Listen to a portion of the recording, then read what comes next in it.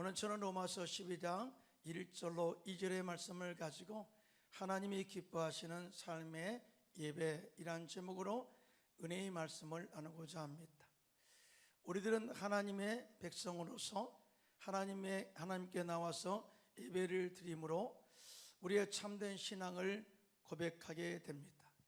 믿는 사람들이 함께 모여 드는 공동체 회중 예배는 아주 중요합니다. 오늘 예배를 통해서 하나님을 전향하고 하나님이 이 땅의 통치자임을 선포하게 되죠.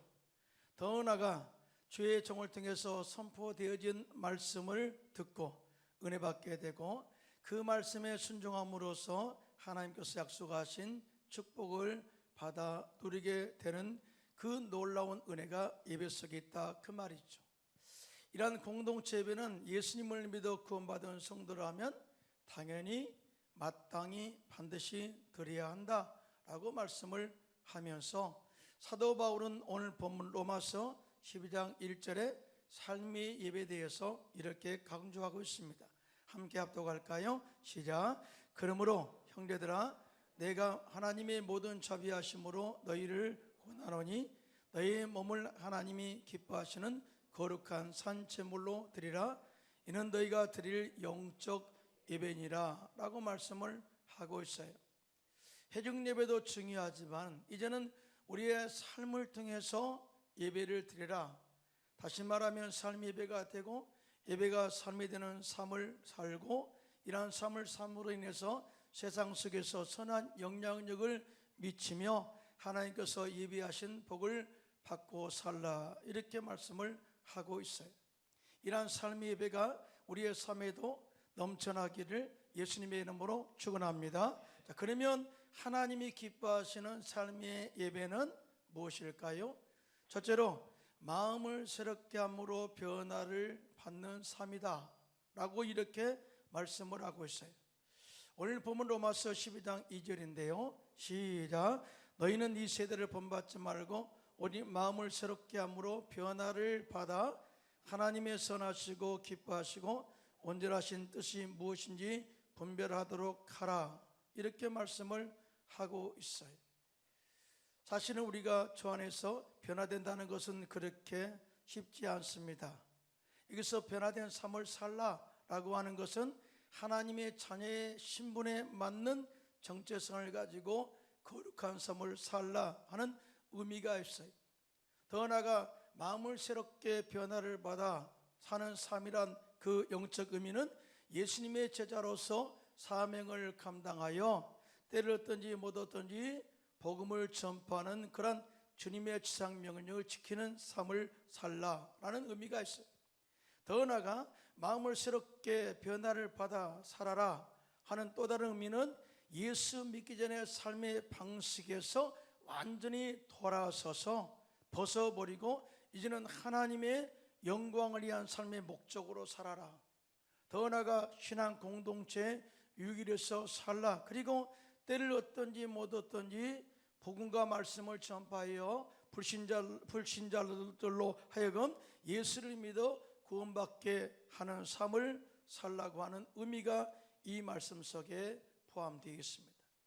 사실 사도 바울이 예수님을 믿기 전에는 예수님을 거역하고 믿는 자들을 박해하며 살았기 때문에 하나님이 기뻐하시는 삶을 살지 못했어요. 그래서 그는 이 시대가 추구하는 것들을 마음에 품고 허탄한 삶을 살았던 그런 사람이었습니다. 특별히 바울은 당시 유대 민족이 추구하는 율법의 가치를 최고로 생각하면서 살았기 때문에 예수 믿는 자들을 모두 다 유대인의 적이라 생각해서 그들을 잡아오게 가두었고 예수 믿는 자들을 죽이고자 박해했던, 또 박해에 앞장섰던 인물이었죠. 그랬던 사도 바울이 다메섹 도상에서 빛 가운데 예수님을 만나 완전히 변화되어 위대한 사도로 쓰임받게 되었고요, 하나님이 기뻐하시는 삶을 살게 된 것입니다. 그 증거가 뭐냐?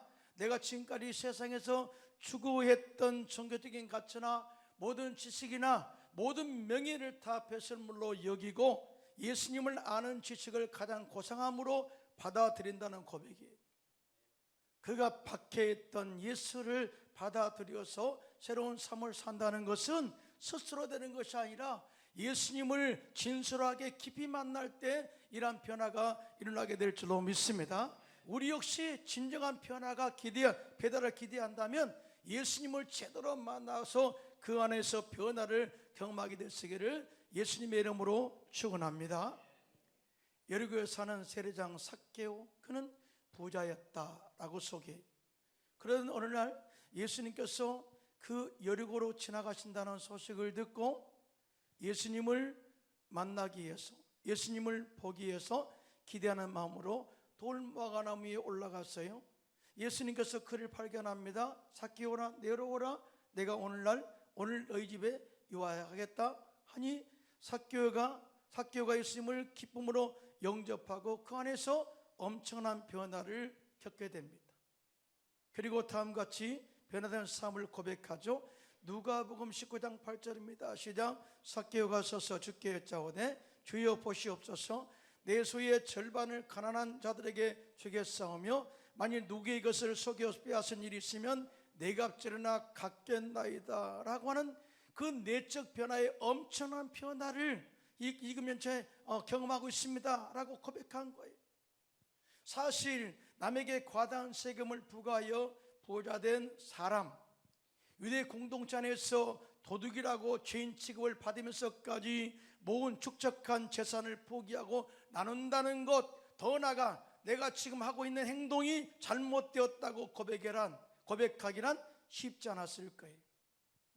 그러나 그가 예수를 만나 구원의 가치를 깨닫고 영생의 가치가 재물과 명예에서 주어지는 것이 아니라 예수를 믿음으로 말미암아 주어진다는 것을 알게 되면서 그는 그 자리에서 회개하고 완전히 변화된 삶을 선포하게 된 것입니다. 할렐루야.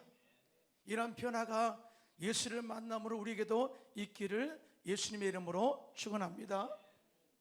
여러분, 회개란 자신의 죄를 뉘우치는 것으로만 끝나는 것이 아니라 자신이 걸어갔던 잘못된 옛사람의 길에서 완전히 돌아서는 것을 말한다. 그러니까 잘못된 길을 뉘우친다, 이것이 회개다가 아니라 잘못된 길을 가는 것을 뉘우치고 그 길에서 완전히 돌아 180도로 주님을 향한 그런 길로 돌아서는 것, 이것이 회개예요. 여러분 믿으시면 합니다. 삭개오가 그랬어요. 또한 예수님을 믿어 새 사람으로 변화되어 믿음의 공동체 안에서 변화된 사람으로 새 생명의 길을 가는 것을 회개라고 이렇게 정의를 해요. 그래서 예수님은 그가 회개하고 영적 변화를 일으킨 그 내적의 모습을 보시고 이렇게 그의 신앙 공동체의 하나됨을 선포하는데요. 누가복음 19장 9절입니다. 시작. 예수께서 이르시되 오늘 구원이 이 집에 이르렀으니 이 사람도 아브라함의 자손이미로다 라고 그가 변화되어 믿음의 공동체 안에 한 지체가 되고 한 일원이 되었음을 인정하고 선포한 것입니다. 사랑하는 성도 여러분, 예수님을 진짜 만나면, 진정으로 만나면 그들의 삶의 변화가 일어난 것처럼 우리의 삶에도 놀라운 변화가 일어나게 될 줄로 믿습니다. 더 나아가 오직 마음을 새롭게 함으로 변화된 삶을 살기를 원한다면 성령으로 충만하여 십자가의 은혜를 경험할 때 변화가 일어납니다.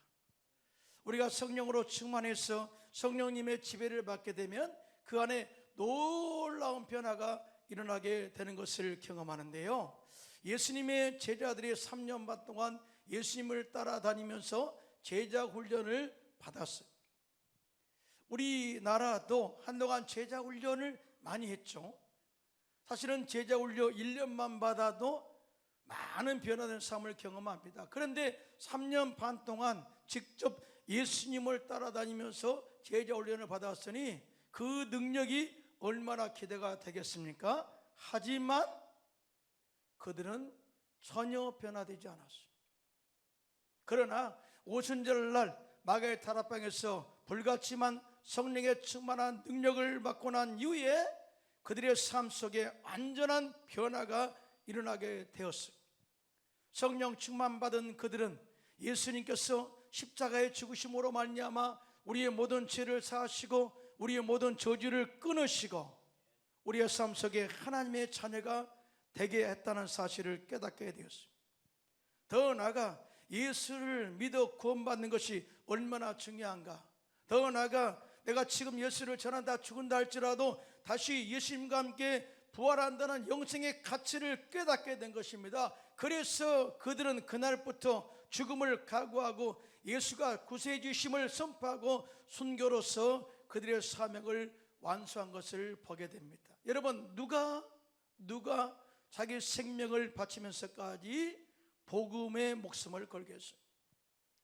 성령의 충만한 능력이 아니면 절대 그런 결단과 각오는 있을 수 없는 거예요. 그러므로 우리 역시 성령으로 충만해서 십자가의 구원의 가치를 깨닫고 죽어도 다시 사는 부활의 생명으로 담대하게 복음을 전하여 사명을 완수해내는 저와 여러분 되시기를 예수님의 이름으로 축원합니다. 사도 바울 역시 성령 충만한 능력으로 그가 완전히 변화된 것을 증명하고 있는데요, 사도 바울이 다메섹 도상에서 빛 가운데 예수님을 만남으로 눈이 멀었어요. 그때 하나님께서 다메섹에 있는 제자 아나니아를 이렇게 세우면서 아나니아를 바울에게 보내어 안수기도합니다. 안수기도할 때 성령의 충만한 능력이 그에게 임하자 눈의 비늘 같은 것이 벗겨지면서 영적인 눈을 또 새로운 삶을 살게 된 것을 증언하고 있습니다. 이에 대해서 사도행전 9장 17절로 19절 상반절이 시작. 아나니아가 떠나 그 집에 들어가서 그에게 안수하여 이르되 형제 사울아, 주곧 내가 오는 길에서 나타났던 예수께서 나를 보내어 너로 다시 보게 하시고 성령으로 충만하게 하신다 하니.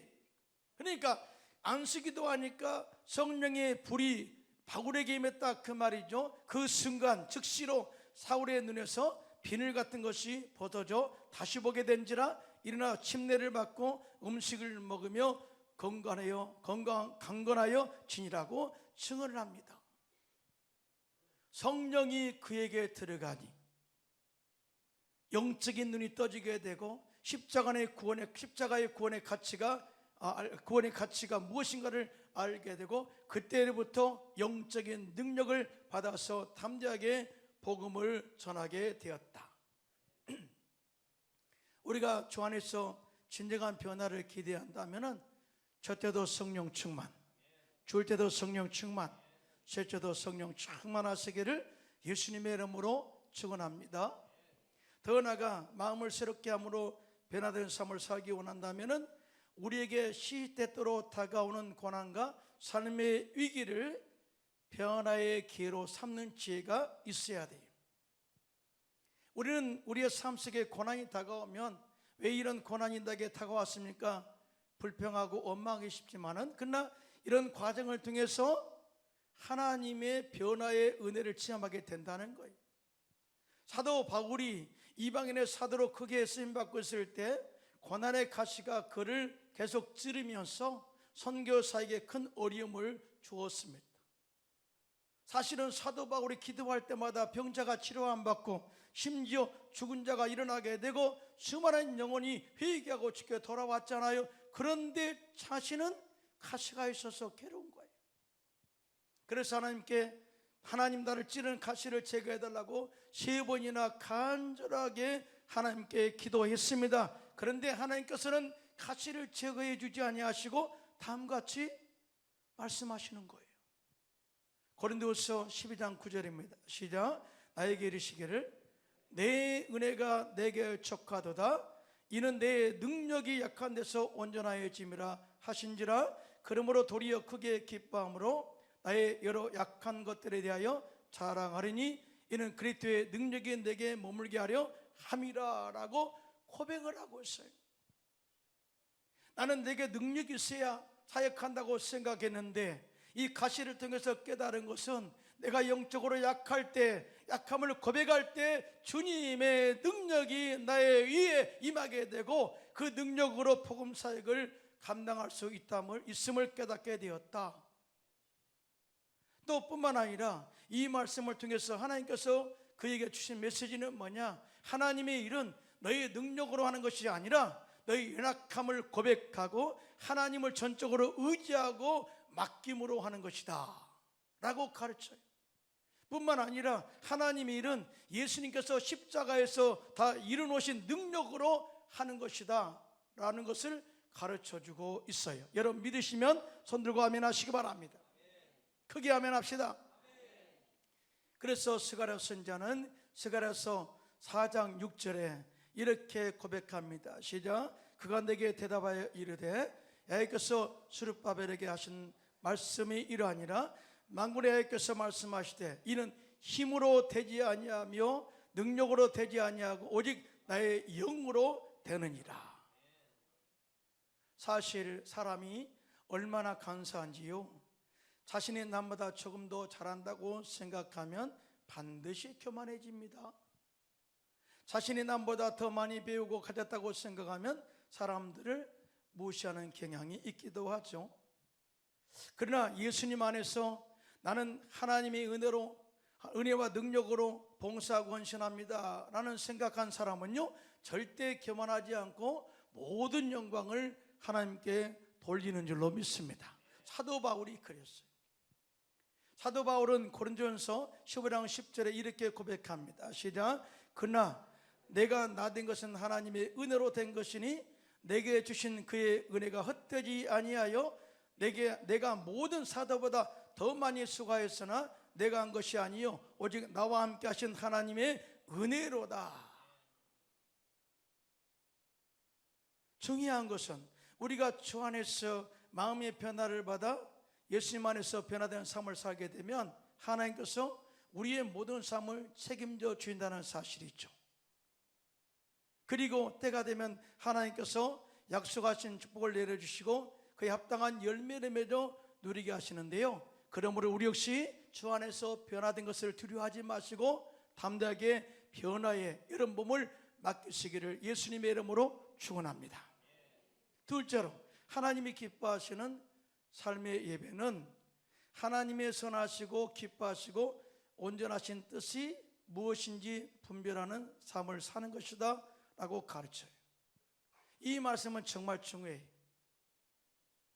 이 말씀은 우리가 성령의 능력으로 오직 마음을 새롭게 하여 변화를 받게 되면 우리는 하나님의 선하시고 기뻐하시고 온전한 뜻이 무엇인지를 분별할 수 있는 능력을 갖게 된다는 것을 말씀하고 있어요. 우리들은 먼저 하나님의 선하신 뜻이 무엇인지 분별해야 될 줄로 믿습니다. 여기서 선하심이란 헬라어로 아가동이라는 단어인데요, 이 뜻은 하나님의 근원적인 선한 성품이나 행위의 선하심을 나타내는 표준적인 단어다라고 이렇게 설명을 합니다. 좀 어려워요.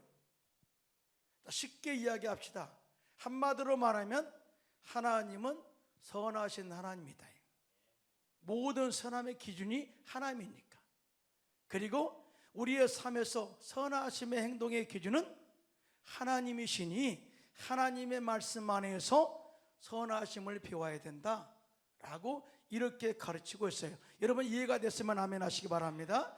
우리의 생각의 선함이 아니라 하나님의 기준에, 말씀의 기준에 따라 행하는 것이 선함의 그 표준이다라고 그렇게 정의를 하고 있어요.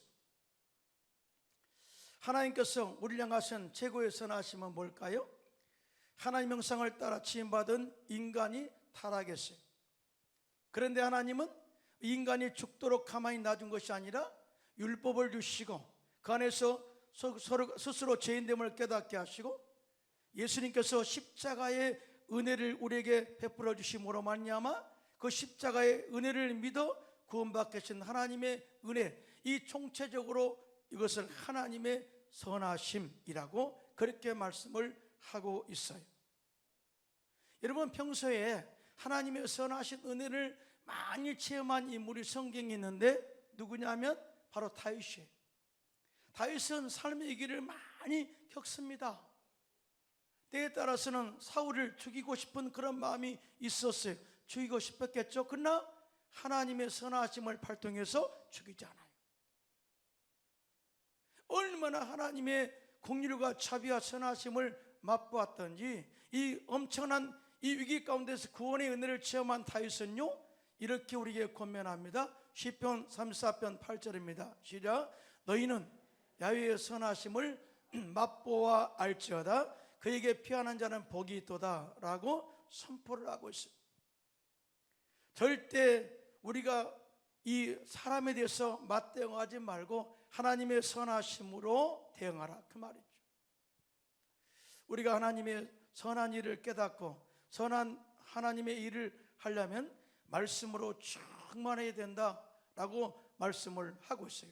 디모데후서 3장 16절로 17절인데요. 시작. 모든 성경은 하나님의 감동으로 된 것으로 교훈과 책망과 바르게 함과 의로 교육하기에 유익하니 이는 하나님의 사람으로 온전하게 하며 모든 선한 일을 행할 능력을 갖추게 하려 함이라. 여러분 크게 한번 아멘 할까요? 여러분 선하심의 기준이 누구라고 했어요? 하나님. 선하심의 기준이 하나님인데 선하심의 기준은 즉 말씀이라는 거예요. 말씀으로 충만해야 선이 무엇인가를 깨닫게 되고 또한 선한 능력을 행할 능력을 갖추게 된다. 여러분 말씀으로 충만하게 되시기를 예수님의 이름으로 축원합니다. 또 선포되어진 말씀을 절대 흘려버리지 말고 아멘으로 받아들여서 내 것으로 내 말로 살아있는 생명의 말씀으로 받아들이시기를 예수님의 이름으로 축원합니다.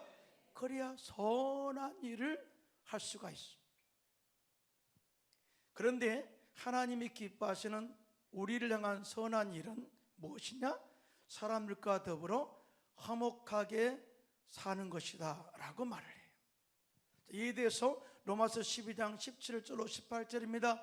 시작. 아무에게도 악을 악으로 갚지 말고 모든 사람 앞에서 선한 일을 도모하라. 할 수 있거든 너희로서는 모든 사람과 더불어 화목하라고 말씀하셨습니다.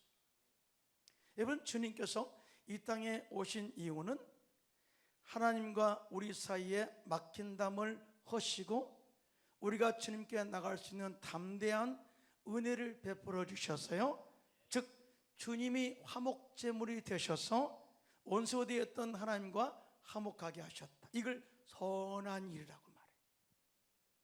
그런데 이제는 우리가 이 선함의 은혜를 체험한 우리가 모든 사람과 더불어 화목하게 사는 것이 선한 일이다 라고 말씀을 하고 있어요.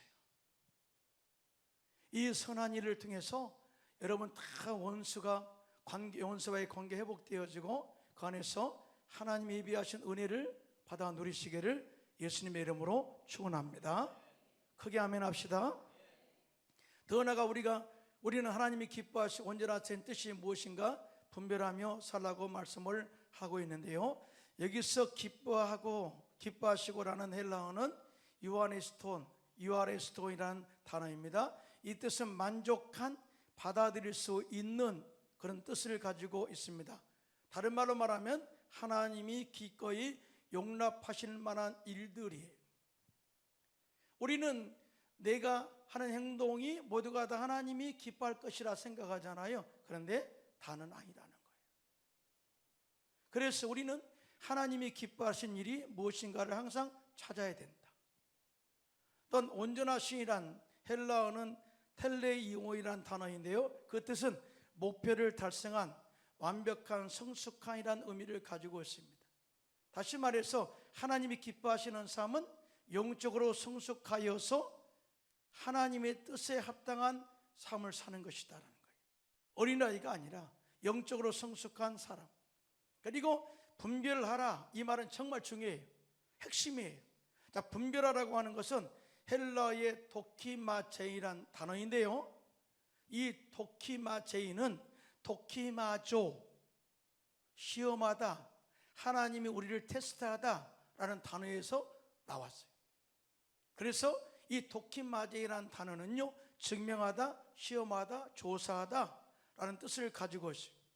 자, 그래서 이 말의 뜻을 다시 종합해 보면 이 말씀의 의미는 우리가 하고 있는 선한 일이 하나님의 마음에 만족하여 하나님이 원하시는 목표에 달성되어지고 있는가를 날마다 조사하고 날마다 시험하여 보고 날마다 증명하며 합당하면 그렇게 살아라 라고 하는 메시지를 주고 있어요. 여러분 이해가 됐으면 아멘 하시기 바랍니다. 여러분 신앙생활에서 가장 큰 문제가 뭔지 아십니까? 그것은 내 생각 속에 하나님의 말씀을 끌어들여 마치 내 뜻이 옳은 것처럼 포장하는 거예요. 한마디로 말하면 내가 좋으면 하나님도 좋을 것이라고 착각하는 것인데요, 이거는 엄청난 교만함이 그 속에 있습니다. 제가 이야기 하나 해드릴게요. 간증입니다. 옛날 유명한 탤런트 출신 문오장 목사님이 계셨어요. 아시죠? 그죠? 아주 유명한 탤런트였죠. 그분이 주의 종으로 부름받고 신학 공부했어요. 그런데 집사에 아직까지는. 그런데 아직 목사로 이렇게 사역을 하기 전에 한 밤무대에서 연락이 왔어요. 우리 밤무대에서 사람들이 술 먹고 노는데 노래 좀 불러달라고. 근데 이 문 집사님이 신학 공부했잖아요. 이제 주의 종이 될 거잖아요. 그럼에도 불구하고 어떤 생각을 했냐면, 그래 내가 돈을 많이 벌어서 11조 많이 하면 하나님이 기뻐할 것이다 하고 생각했다는 거예요. 그래서 계약을 했어요. 그런데 노래를 부르려고 가는 그 저녁에 그날에 목에 혹이 생겼어요. 갑자기. 그래가지고 노래를 못 부르는 거예요. 노래를. 목이 쉰 것이 아니라 아예 목소리가 안 나와요. 그래서 그 밤무대에 출연을 못했어요. 그리고 며칠 기다려도 안 낫는 거죠. 그래서 그 밤무대에 가는 계약을 해지하고, 그 다음에 이 벌금도 물고 다 회개하고 집에서 기도하고 있는데, 그 교구에 여 전도사님이 집에 신방으로 왔어요. 그리고 성경을 읽고 말씀을 전하시고자 전사님이, 여자 전사님이죠, 전사님이 그 문 집사님에게 성경을 읽으라고 하신 거예요.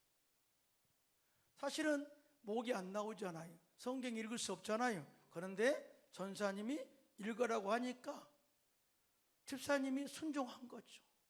그러면서 안 나오니까, 목이 불편하니까 하는데 갑자기 목에서 핏덩어리가 나왔어요. 그래서 손바닥을 받았죠. 검증 갑쳤다는 거예요. 근데 핏덩어리네 하는데 정상으로 말이 나온 거예요. 근데 그때 틀린 거예요. 그때 주님이 치료하신 줄로 믿습니다. 이 핏덩어리를 우리 목사님 돼가지고요, 간증으로 다니면서 알코올에 들어가고 다녀요. 이것이 나를 시험했다고, 이것이 나를 이 주의 길로 가는데 막았다고 말이에요. 이 사건을 통해서, 이 간증을 통해서 깨닫는 게 뭐예요? 우리는 하나님의 선하시고 기뻐하시고 온전하신 뜻이 무엇인지를 분별하고 하나님이 원하시는, 하나님의 기뻐하시는 삶을 따라 순종할 때에 하나님께서 우리의 삶을 책임져 주신다는 사실을 절대 믿으시기를 예수님의 이름으로 축원합니다. 하나님의 사람은 환경을 탓하지 않습니다. 시대를 탓하지 않습니다. 여러분 보세요. 청년의 때 바벨론 포로 끌려갔던 다니엘과 그 세 친구 사드락과 메삭과 아벤느고, 그들은 왕족 출신으로서 용모가 아름답고 흠이 없고, 그래서 앞으로 3년 동안 훈련받아 바빌론의 느부갓네살 왕을 섬기는 대열에 서게 되었어요. 그런데 문제는 뭐냐? 그들에게 왕이 지정한 음식과 포도주를 주어 3년 동안 기르기 위해서 성장한 후에 왕 앞에 서게 하는 계획이었어요. 그런데 다니엘과 세 친구는 뜻을 정했다라고 이렇게 증언을 하고 있습니다. 다니엘서 1장 8절로 9절입니다. 시작. 다니엘은 뜻을 정하여 왕의 음식과 그가 마시는 포도주로 자기를 더럽히지 아니하리라 하고 자기를 더럽히지 아니하도록 환관장에게 구하니 하나님의 다니엘로 하여금 환관장에게 은혜와 긍휼을 얻게 하신지라고 증언하고 있습니다. 다니엘과 세 친구는 뜻을 정한 것으로 끝나는 것이 아니라 내 뜻을 정한 것을 환관장에게 아랬다는 거예요. 그러자 하나님이 환관장에게 은혜를 베풀어서 다니엘이 요구하는 것에 허락했다는 거예요. 뜻을 정하면, 우리가 결단하면 하나님께서 도와줄 줄로 믿습니다. 다윗도 내 마음이 확정되고 확정되었사오니 하나님을 찬송하고 예배하리로다, 그렇게 고백하지 않아요? 여러분, 이들은 이 주일날 교회 나와서 예배 드리는 것은 쉽지가 어렵지 않다는 거예요. 내가 뜻을 정하면 예배는 자연스럽게 드려진다는 거죠. 여러분 믿으시면 아멘. 뜻을 정하면 된다는 거예요. 뜻을 정했다, 확정된 마음으로 나왔다, 그랬더니 하나님이 도와줬습니다. 그래서 그들에게 11일 동안 물과 채식을 주어 먹게 한 후에 조사한 결과 왕의 음식을 먹고 자란 자들보다 얼굴이 더 좋았어요. 그래서 그 후에 환관장이 그들에게 채식을 주어 먹게 했다. 더 놀라운 축복이 있는데요, 다니엘서 1장 17절입니다. 시작. 하나님이 이 네 소년에게 학문을 주시고 모든 서적을 깨닫게 하시고 지혜를 주셨으니 다니엘은 그 또 모든 환상과 꿈을 깨달아 알더라. 이렇게 엄청난 하나님의 지혜와 능력과 그 다음에 또 하나님의 총명을 주었다라고 말씀을 하고 있어요. 후에 기한이 차서 환관장이 그들을 느부갓네살 왕 앞으로 데리고 갔습니다. 왕이 그들과 대화해 보니 무리 중에 다니엘과 세 친구와 같은 자가 없었다. 그래서 왕은 그들을 왕 앞에 세우고 하나님의 지혜와 청명으로 왕에게 조언을 하게 하였고, 다니엘은 고레스 왕 원년까지 여러 왕을 섬기고 보편하면서 하나님의 살아계심을 증거했다라고 증언을 하고 있어요. 이와 같이 하나님의 사람은 시대와 환경을 탓하지 않고 하나님의 선하시고 기뻐하시고 온전하신 뜻이 무엇인가를 분별하고 하나님의 기뻐하시는 삶을 살겠다 하면 하나님께서 그 생애를 책임져 주실 줄로 믿습니다. 그러므로 우리 모두 성령으로 충만하여 예수님의 십자가의 은혜를 깨닫고 내게 다가오는 여러 가지 고난도까지도 변화의 기회로 삼고 마음과 삶의 변화를 받아 하나님의 선하시고 기뻐하신 뜻이 무엇인가를 분별하고 삶으로 인해서 하나님을 기쁘시게 해드리는 삶을 살게 되시기를 예수님의 이름으로 축원합니다.